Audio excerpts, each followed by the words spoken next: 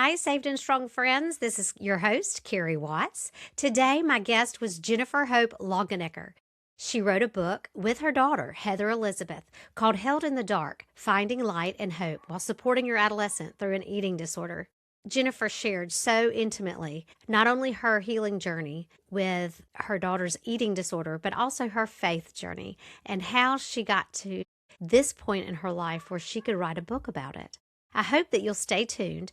First, we will hear from Trey Carroll. He is our sponsor today with Next Test Advantage. Enjoy the show. I'm here today with Trey Carroll, nexttestadvantage.com. Hey, Carrie. Thanks for having me.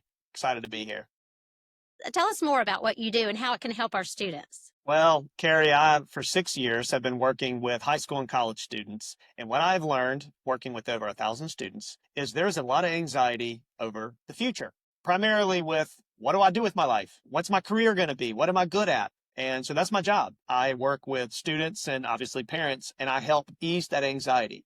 I use an assessment to help them figure out how they're wired and how that pertains to work. And then I help them know, okay, I'm wired this way. What do I do next? How do I apply that into the real world? And that has been my job for the last 6 years. How did you find your niche in your career? Great question. Carrie, I had a stroke when I was 28, and that's how I ended up doing this work. And so while I was trying to recover, I had just previously worked with a career coach to help me understand me better and how that pertains to work and how God has wired me professionally. And I brought my results back out as I was recovering, and it dawned on me, I wish I had this information when I was 18.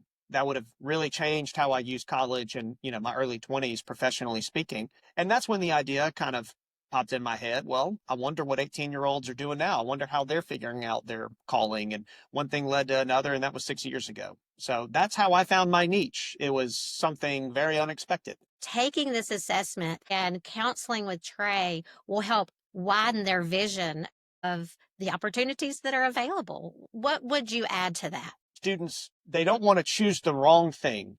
And they think that, at 18 years old, 20 years old, if they don't choose right, well, then they've messed up their future. And so I combat a lot of that, and I help them see, hey, this is the way God has wired you.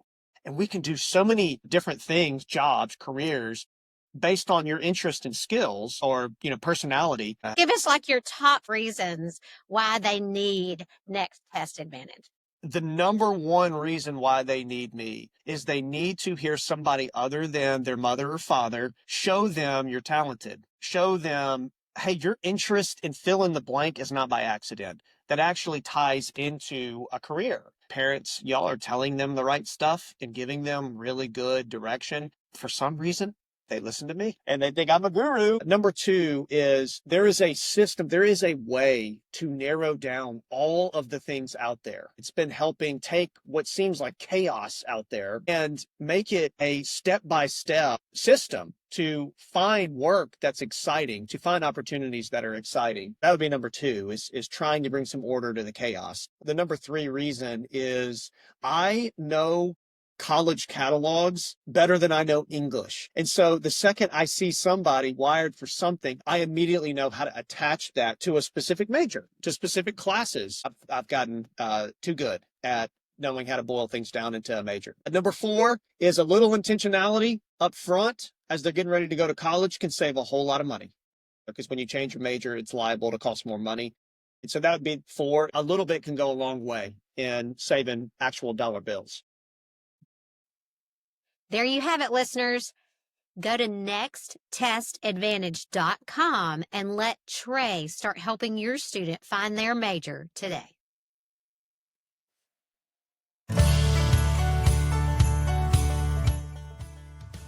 Do you like testimonies of overcoming?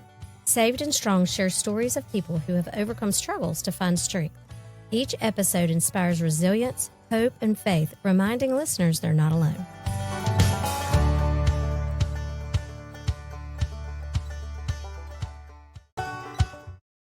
Hi, I'm Carrie Watts with the Saved and Strong podcast. I'm here today with Jennifer Longenecker, and she's written a book that's going to be released tentatively August 4th. And she and her daughter, Heather, co-authored this book together.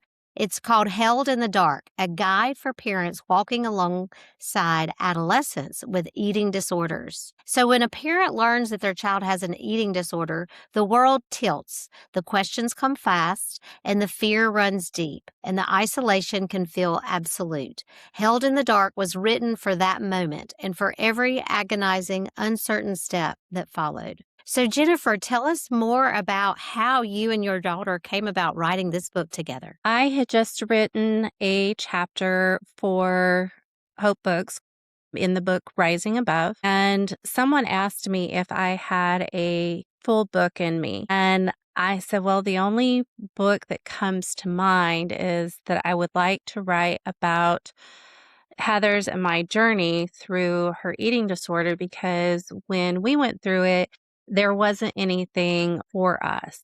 And I have always wanted to have something for parents who are struggling in this right now, and to feel like they have someone who's walking alongside them rather than grasping at straws, hoping they're making the right choices. So this person encouraged me to go ahead and write the book, but I knew I did not want to do it without Heather.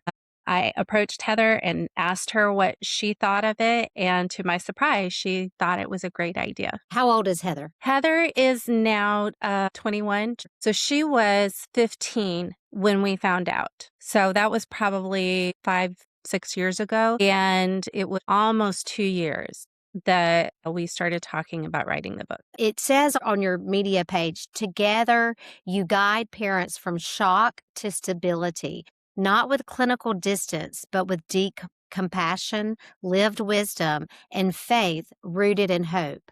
How did you start on Heather's healing journey? A lot of trial and error. In the beginning, it was a lot of grasping at straws and trying a health approach after another. And there were a lot of people who did not deal with eating disorders. And so I couldn't find her just a normal therapist.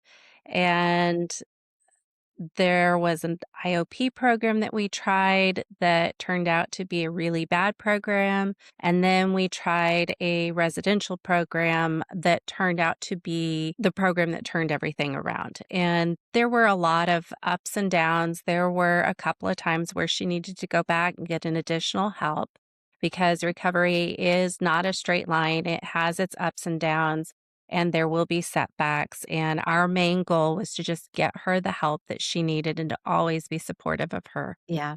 And what I heard you say at the beginning was we wrote the book because we didn't have a book, right? And so Exactly. that's why you're like, I have a solution and I want to give everybody that solution that I felt like that I needed. And so in this book, what is your end goal? Is it to help? Yes, it's to help people heal, but also to help save them time and energy and money, I'm sure, because I'm sure all the things that you tried before cost money, right? Yes. Yeah. Yes. The goal is really to let parents know that they are not alone, that there's no shame in what they're going through, and that there is someone there who has been through what they've been through and who can walk alongside them, so that they kind of have an understanding of what the child goes through while they're dealing with an eating disorder. That's where Heather really comes in, is to give the mindset of what the teen is going through, especially when you've got an eating disorder that's kind of controlling their thoughts and their emotions. Yeah. So how was the book written? Did you write a chapter? She wrote a chapter, or are y'all in all the chapters together? How did y'all decide to get to, I guess, organize that? Right.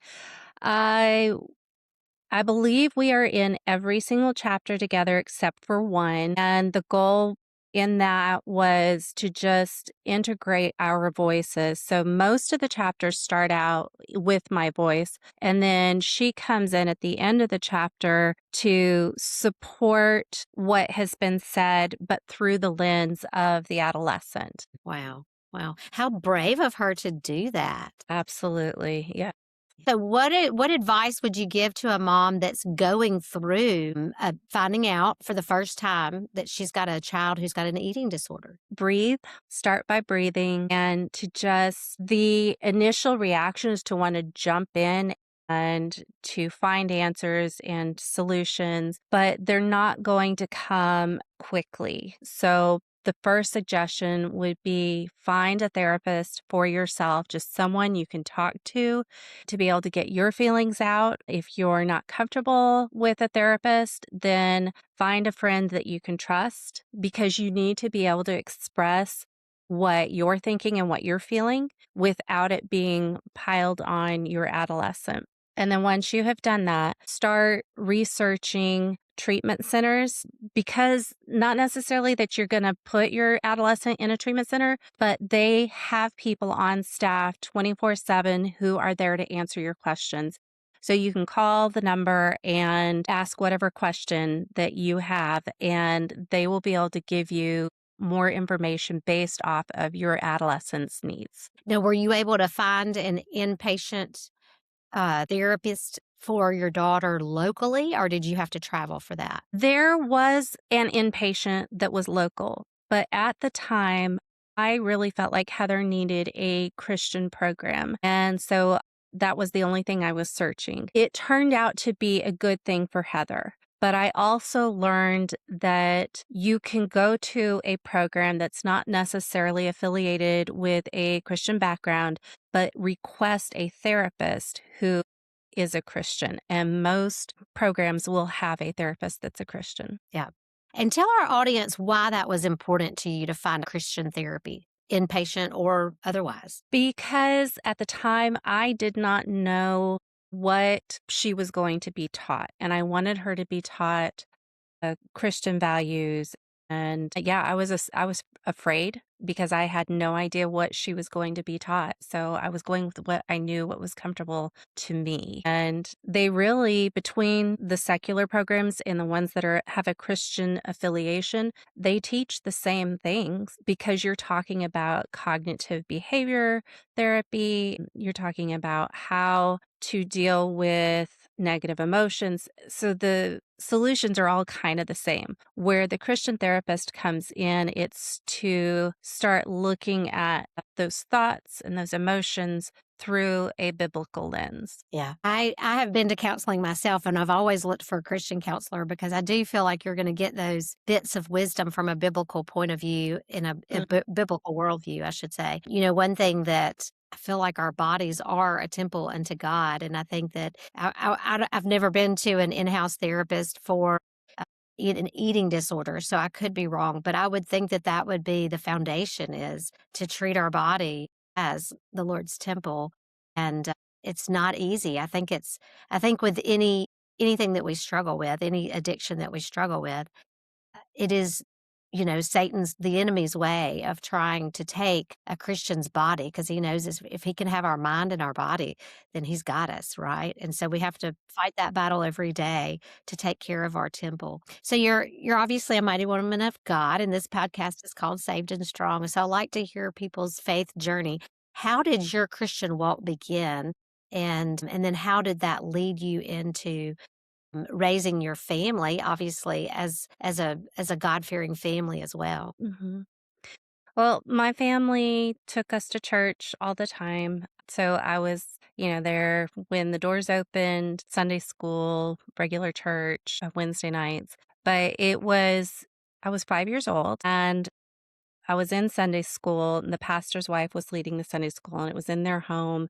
And I just remember I don't remember the lesson, but I remember her praying and asking if there was anyone who wanted to know God more. And I remember feeling like Jesus was kneeling in front of me, asking me if I could trust him to love me unconditionally. And I immediately said yes. And in my mind, he picked me up and held me and said, okay, hold on tight because this is going to be a rough journey. And I remember going to my parents and telling them I had been saved, but they weren't really sure because of how young I was. And then when I was 7, I was in church and the pastor asked if there was anybody who wanted to be baptized. And I knew my mom was going to be reaching for me to stop me, but I snuck out of her arms and ran up to the pastor and was like, yes, I want to be baptized. And so she was like, okay. And then ever since then, it has been, I just want to know God more. and learning more about discipleship, learning how to pray, learning how to read and study the Bible, and how to apply that to daily life, and especially how to apply that to any crisis that I was going through. Beautiful story. Out of children have so much wisdom if we will just tune in, right? Right. And I do believe, Matthew 18 is one of my favorite chapters in the Bible when the disciples say, "Who's going to be the greatest in the kingdom of heaven?" And Jesus pulls over a child and he says, "If you can trust me like this child, you will be the greatest in the kingdom of heaven." And Jesus does love children. He loves our children, as much or more than we do. And I think when our children hurt, he hurts too. And so I Absolutely. love this book that you have written, that you and Heather have written together. I mean, talk about leaving a legacy. Jennifer and I both use Hope Books to publish our book. And I was just on a coaching call with Brian Dixon today, and that was his coaching, was leaving a legacy. And I even wrote down in my notes, he started the call with the righteous leave an inheritance to their children and their children's children. And the social media and the podcast, even they'll all be gone one day. But even Right. Substack may be gone one day, but our books are evergreen. And he talked about his wife's grandfather. They found a book that he wrote in a box after they had, cleaned up his house and cleaned out his Yeah. house. They didn't even know he had written that book, but they read it together one Christmas. And what a legacy that is that he left. So I see this book being a benefit to many generations coming. And so tell us more about your faith journey and how does your faith journey impact the power that it took to write this book? I mean, did you feel like it was a heavenly download or a heavenly calling to get this book out? Absolutely. There was a lot of prayer involved with making the choice to actually write it. And the first draft, we got everything out and onto paper, ready to submit it. And I just felt like God was saying it's not ready yet. So I sent it to another editor, and she helped me turn it around and make it much more personal and to share more of the teaching lessons through our story rather than just giving a guide saying, this is what you need to do. Yes, because another thing we learned from Brian is people who they know, like, and trust will follow you, right? Mhm. And so it's those personal, vulnerable, raw stories that are difficult to share, but yet people are drawn to that and they Right. feel like you're a real person. That we can trust you because you've really walked through this. Yeah. Mhm. So was it hard to relive some of those stories as you were writing them down? Yeah, absolutely. It was a lot of let's just take the next step and trusting God with all of the words that He would put into the story, what the parents who are going to be reading it really need to hear. And of course, I'm working with my own therapist as I'm writing it. And there were definitely some times where I got through with a chapter and thought, wow, that was really hard to write. And when I was reading through the entire manuscript, my husband and I took some time to go to a hotel away from all the distractions, and we read through the manuscript from start to finish. And I was absolutely exhausted by the end of that reading. But I know that God is in it, and I will trust Him and keep moving forward. Have you learned anything more about yourself, or has Heather learned anything more about herself just through the process of writing? I have learned that strength is not stoicism. Actually looks like weeping or lamenting, but still showing up. That honest prayer is not polished prayer, and that God can handle my raw emotions. He can handle my questions, and He's always going to hear my prayers and give me an answer. He's always going to be by my side and to guide me. Mm, yeah. Sometimes when it's this most sincere holler, "Help me, Mhm. Jesus," right here, right now, in the hardest parts of our life that He's yeah, no doubt. Tell us about a day in the life of Jennifer. When you're doing your quiet time, are you an early bird or are you a night owl? I'm definitely an early bird. I'm usually up around 4:30 or 5, and I need to be up before the sun is up. Otherwise, I feel like I'm not being productive. So I wake up around 4:35, grab my coffee. Right now, I'm going through the prophets. So I have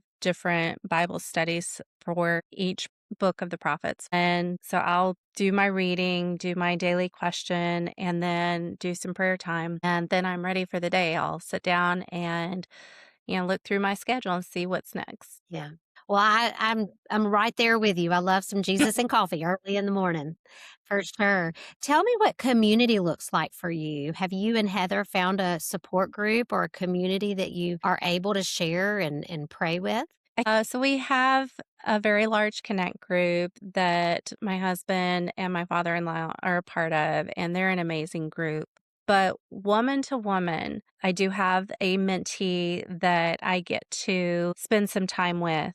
But mostly, if I need to talk to somebody, I'm usually reaching out to one of my writing friends. I feel like I have really created a strong bond with some of the Hope Book authors because we've gone through the writing process together and cheered one another on. And it's been a sweet, I call it divine appointments. I have met Mhm. just so many sweet sisters in Christ through Hope Writers and Hope Books. Well, good. So share with our audience a little bit about your book launch. Tell me your website. It is JenniferHopeLongenecker.com. Yeah. Okay. And I'll have all this in the show notes, jenniferhopeloggenecker.com.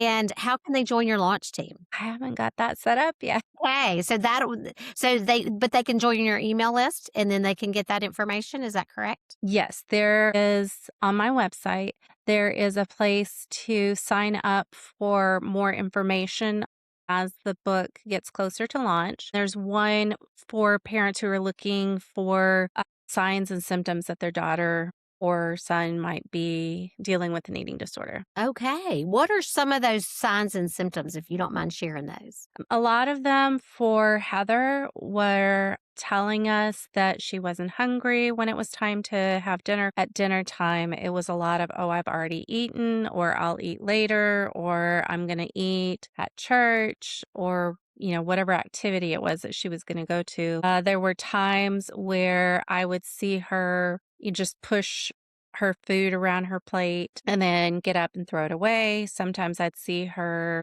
pull stuff out of the refrigerator and pretend like she was making something just to put everything back. Fatigue is a big one as well. And yeah, I would really look for, are they making excuses to not be at the dinner table? Hmm. Yeah. And I can see that being a teenager because you think, oh, they're sleeping a lot because they're Hmm. growing. Right. And I had boys, so I had the opposite. They were eating all the time. They all plates, and it was like I couldn't keep them fed. Mhm.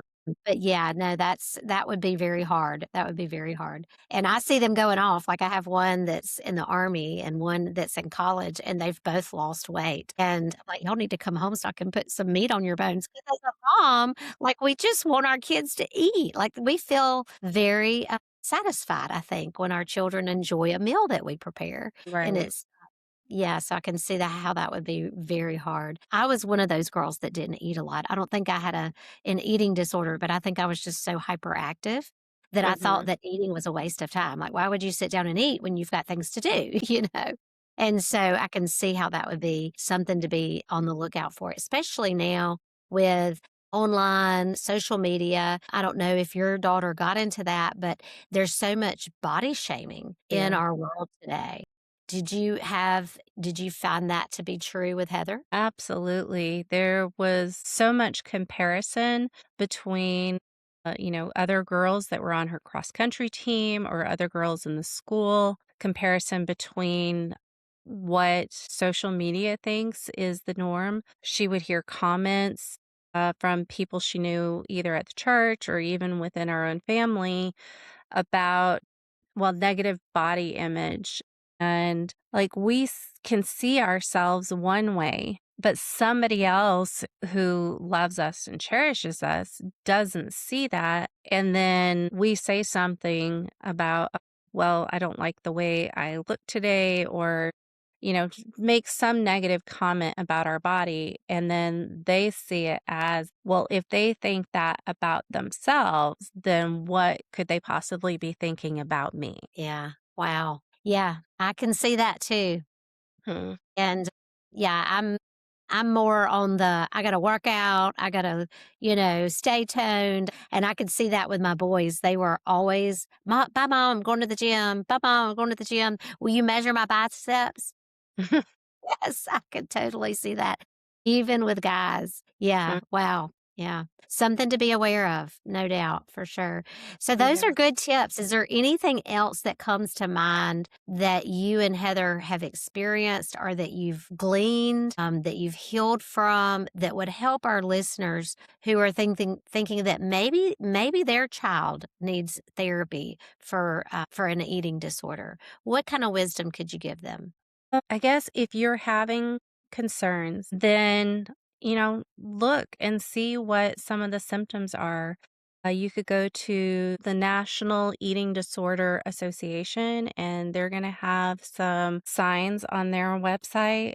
I've got a few signs on my website as well, but to just kind of make a mental note of, okay, I'm seeing this habit. It's a little concerning to me. So then, check it out, see if there are more signs, and then just watch. And if you are seeing things fall into place that make you even more concerned that this is an eating disorder, then talk to somebody. Don't keep it inside. You don't necessarily have to go share it with your child of, hey, I think you have an eating disorder, but talk to somebody first. And then you can go to your child and say, I'm really worried about you. This is what I'm noticing. Can you tell me, how you feel about that? What are your thoughts on that? And sometimes it may be a simple explanation. Sometimes it'll open up a conversation.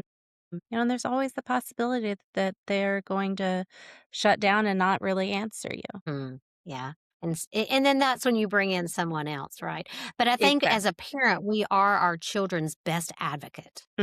Absolutely. And if we're not involved in their lives enough to notice the signs, then it can be dangerous. So parents, get involved in your kids' lives. Yes. Yeah. For sure. Well, thank you for being with us today, Jennifer. I want our listeners to go to your website, jenniferhopelongenecker.com, and get on her email list so that you can get all the information about joining her book launch. Because I know that there are a lot of girls and guys who are struggling with eating disorders, and it probably impacts a lot more people than we even know. No. Okay. I just know from having boys, and I know that they have had their own concerns about their friends that are girls. Mhm. And yeah, and my boys don't gossip. I wish they did. I would love all the news, but they do not gossip. They just put everybody in one big bubble, and Right. they'll just say, "Mom, it's a problem. It's a problem with our age." And so I'm sure that our listeners, if they're not impacted directly, that they know someone that is. And so yeah, we are going to help you get this book out. Again, I want our audience to go to Jennifer's website. That's like our business card now, so that you can get to know her better, that you can see her heart for these children, especially these girls who have an eating disorder. And that's jenniferhopelongenecker.com. All right, Jennifer, thank you so much for being with us today. And I will have all your information in the show notes with your book. We will get on your email list so we will know when that book is going to come out. Thank you so much for being here with us today. And please tell Heather we said thank you for sharing her hard story so that it'll be someone's hope story one day. Will do. Thank you.